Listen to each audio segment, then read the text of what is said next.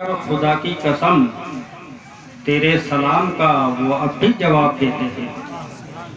इसी अकीदत और मोहब्बत के माहौल में सबसे पहले फलक रिसालत के नैयरे ताबा कानून दा कानून साज पैगम्बर साकी अहोज कौसर उम्मत के रहबर दोनों आलम के सरवर यानी जनाब मोहम्मद रसूलुल्लाह अरवाहुना फिदा सल्लल्लाहु ताला अलैहि वसल्लम की बारगाह अजीमुल मर्तबत में दरूद पाक का नजराना बांदाज़े गुलामाना पेश करें और ये बावाज़े बुलंद अल्लाहुम्मा सल्ली अला सय्यदना मौलाना मुहम्मद मुम्मयिल बिवल हिल बिवल हिकम सल्लु अलैहि सलातु व सलामुन अलैका या रसूल अल्लाह सल्लल्लाहु ताला अलैहि वसल्लम।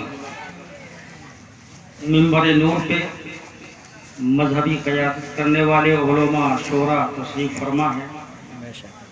ख़ुसूसियत के साथ एक अज़ीमुस्सान दीनी मुबल्लिग, एक अदीमुल मिसाल मुस्लिह, एक बेबाक कायद जो कि इंतहाई हक़ गो और हक़ पसंद है। मेरी मुराद हज़रत अल्लामा व मौलाना नूर हुसैन साहब क़िबला मौजूदगी में दो चार आसार के ज़रिए आप हज़रात की ज़हनियत और अच्छी समातों का इम्तिहान लेना चाहता हूँ कि इज़्तिजारे क़ुद्स में लाजिम है ऐ दिल एहतियात। बेशक इज़्तिजारे क़ुद्स में लाजिम है ऐ दिल एहतियात, बेअदब है कर नहीं पाते जो गाफिल एहतियात। इज़्तिराबे इश्क का इजहार हो बेहर्फ सौत, ऐ गमे दिल एहतियात, ऐ वहशते दिल एहतियात। सिर्फ उसी को है सनाए मुस्तफ़ा लिखने का हक, जिस कलम की रोशनाई में हो शामिल एहतियात। और जी में आता है लिपट जाऊं मज़ारे पाक से, जी में आता है लिपट जाऊं मज़ारे पाक से, क्या करूं है मेरे अरमानों के कातिल एहतियात। साहिब मज़ार के दर पे दो तरह के लोग आते हैं। एक तो वो लोग आते हैं ये तमन्ना लेके आते हैं कि मुझे साहिब मज़ार की निगाह हो जाए तो मैं दौलतमंद बन जाऊं, मुझे इक़्तिदार मिल जाए, मेरे पास एक मकान है तो दो मकान हो जाए। तो ऐसे लोग दुनिया ही को सब कुछ समझता है।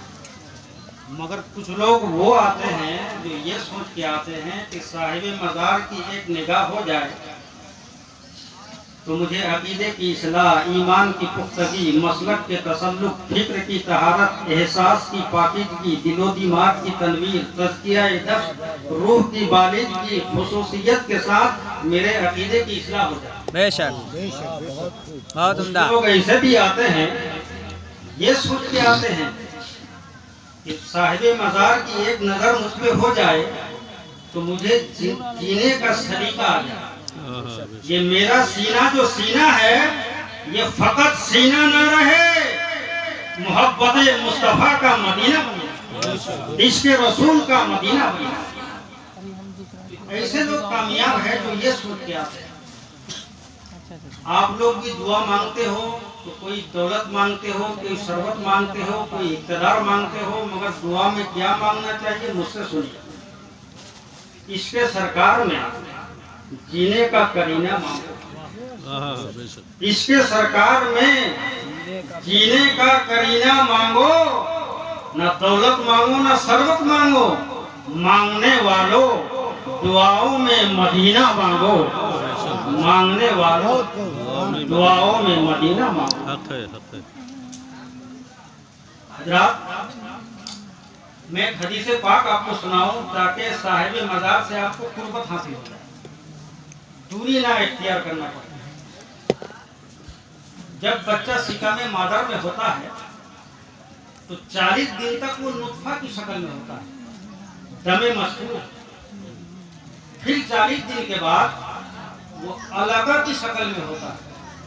अलका जोंक को कहा जाता है, इंग्लिश में दिश को बोलते हैं।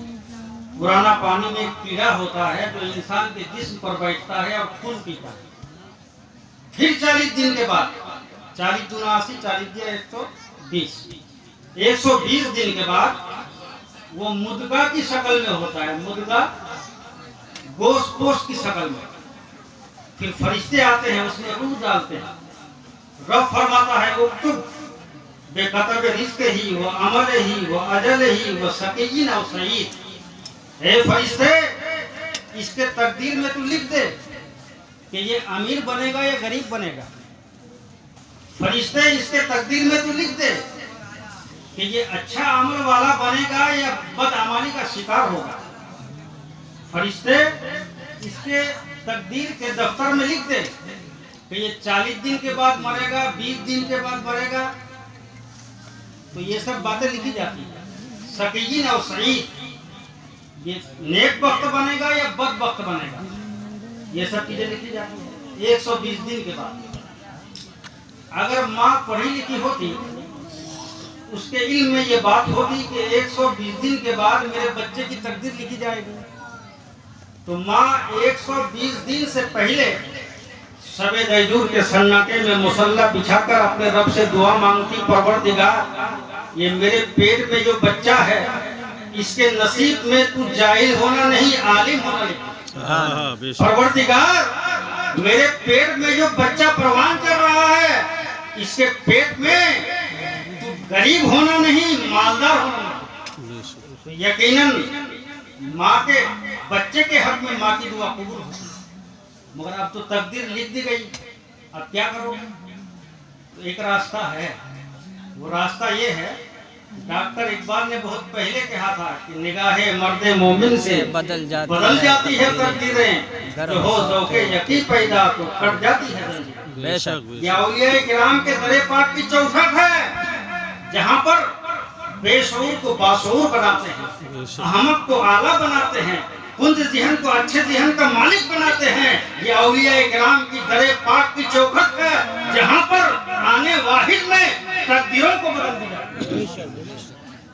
ये वो चौखट है। हम लोग अंधा किसे कहते हैं? जो इन आंखों से ना देखे। बहिरा किसे कहते हैं? जो इन कानों से ना सुने।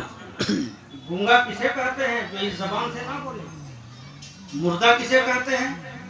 जिसकी सांस की आमद और रफ्त बंद हो जाए, जो बेहिस्सो हरकत हो जाए, उसे हम लोग मुर्दा कहते हैं।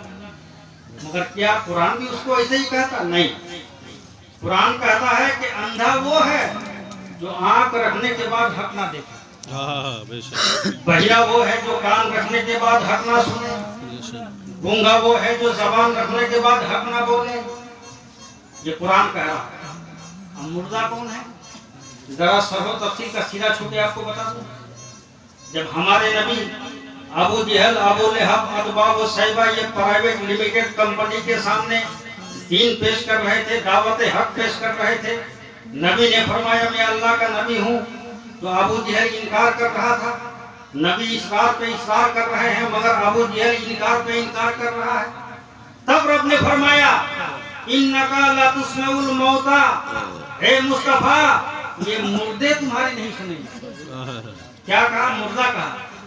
कल मौता नहीं कहा कि ये मुर्दे की तरह है, डायरेक्ट मुर्दा कहा।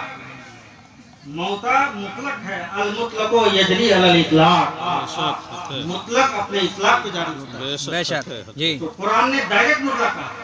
तो मुझे बताओ, क्या अबू जहल की सांस की आमद और रफ्त बंद हो चुकी थी? नहीं। अबू जहल तो खा रहा था, चल रहा था, मक्के की गलियों में सांसें ले रहा था, घूम रहा था, टहल रहा था, फिर भी कुरान कह रहा है कि अबू जहल मुर्दा है। मगर इधर देखो, करबला के मैदान में 18 साल के नौजवान बेटे की बेगों का मामला सामने है, कुरान कह रहा है जिंदा है। 22 साल के हजरत कासिम की जवानी लूटी गई, कुरान कह रहा है जिंदा है। दोनों मोहम्मद जामे शहादत पी चुके, कुरान कह रहा है ये जिंदा है। शेमा कारी असगर कसम खुदा की खुलती थी, बंद होती थी असगर की मुट्ठियां। शेमा के अली को भी तलवार चाहिए। शेमा कारी असगर अपने मुकद्दस हल्क पर तीर खाकर यजीदियों के जुल्म सितम का निशाना बन गया। कुरान कह रहा है ये जिंदा है।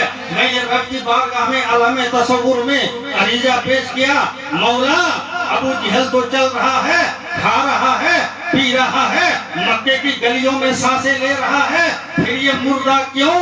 इधर शुहदाए करबला के लाश सर अलग है, घर अलग है, हाथ अलग है, पैर अलग है, फिर ये जिंदा क्यों? तो मसीहत आवाज देती है, मेरे बंदे सुनो, अबू जहल को, अबू लहब को, उत्बा व शैबा को नबी की गद्दारी ने जीने नहीं दिया, इन शुहदाए करबला को नबी की वफादारी ने मरने नहीं दिया। गद्दारी का नाम मौत है, वफादारी का नाम जिंदगी है। बेशक, वाह, उसको थोड़ा करीब अगर तुम जिंदा रहना चाहते हो, करीब कीजिए उसको। वफादार बनो। स्टैंड को थोड़ा करीब कीजिए, उसको इधर कर दिया थोड़ा उसको। कोई कह सकता है कि साहब ये तो शहीदों की बात है, आगे कीजिए उसको। वलियों के बारे कहाँ लिखा है कि ये जिंदा है? तो आओ, मैं कोई हवाई वाली बात नहीं करूंगा। किताब का हवाला नोट कीजिए। किताब का नाम है सबे सनाबिल शरीफ। इस किताब का मुसन्निफ है हजरत मीर अब्दुल वाहिद बिलगरामी। इस किताब में लिखा हुआ शेखुल मसाइब हजरत निजामुद्दीन औलिया महबूब इलाही अपने दादा पीर ख्वाजा कुतुबुद्दीन बख्तियार काकी रहमतुल्लाह अलैह के मज़ारे अक़दस पे हाजिर होते थे। तो आपका मामूल ये होता था कि आप दूर ही से फातिहा पढ़ के वापस चले जाते थे, खास मरकज के करीब नहीं पहुंचते, क्योंकि आप फरमाते थे कि मैं सर का पान गर्दो आलूद ये पाकिजा मरकज मैं इसके करीब कैसे पहुंचे। मगर हस्बे आदत एक दिन फातिहा खाने करके वापस हुए, दिल में ख्याल आया